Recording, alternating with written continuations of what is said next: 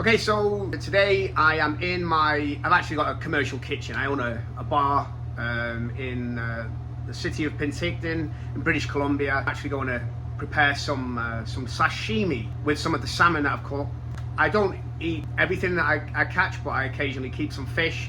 Very good to get it in your diet, obviously full of omega-3s. Vitamin D, if you eat the skin. I'll often eat rainbow trout. I've been lucky enough to catch salmon this year, so you've seen some videos of my Chinook, coho, pink salmon, even sockeye salmon that I've caught this year.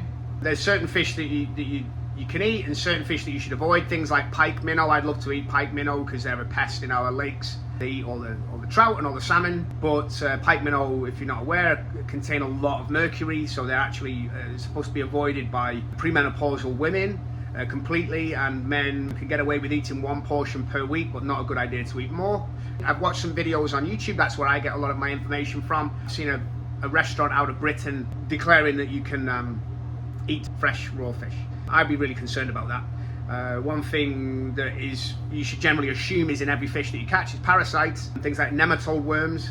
The easy way of dealing with parasites is to freeze the fish for a certain number of days below a certain temperature. I see a lot of people on YouTube, Instagram, they vacuum seal fish. Some of them buy it from the supermarket and then they vacuum seal it when they're preparing sashimi and sushi and things. With vacuum sealing, you have to be careful with that. Unfortunately, that's not foolproof. Vacuum sealing might cause a problem, and that is botulism.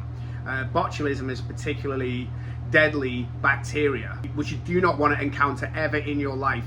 Botulism are an anaerobic bacteria, which means they need an environment which is devoid of oxygen. They need a vacuum. If they're in a vacuum, then they grow. They also need warmth to make them kind of proliferate to a pathogenic level. It'll kill you. It'll take your sight at best. It's really deadly. You know, you don't want kids near it, that kind of thing. A common problem for botulism might be that you've got a vacuum sealed fish that's at the right temperature. The freezer breaks down, let's say, or maybe you get a power cut for 24 hours and the contents of the freezer get warm, and then botulism starts to grow. So I don't vacuum seal my fish. I will wrap them in somewhat in saran wrap, which doesn't create a vacuum.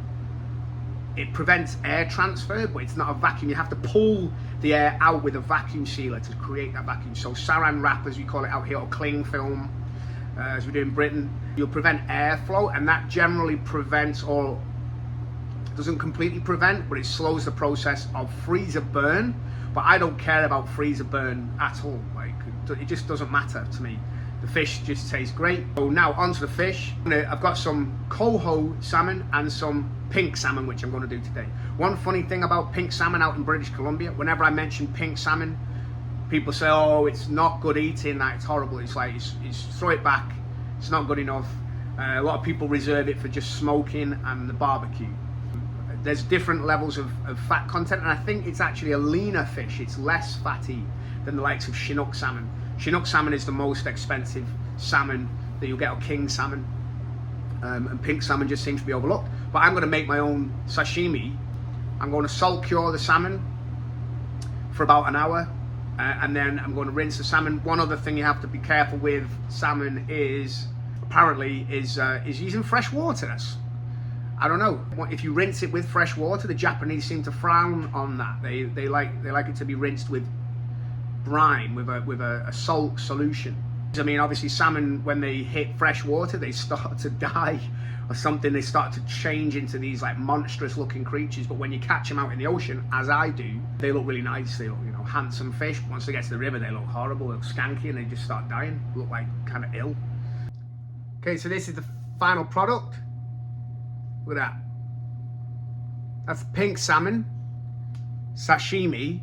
It looks like if you leave it for a day in the fridge, it kind of firms up the fish, so it's better.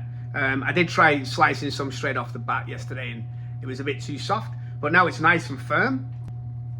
So I've got my wasabi soy sauce mix that I've prepared.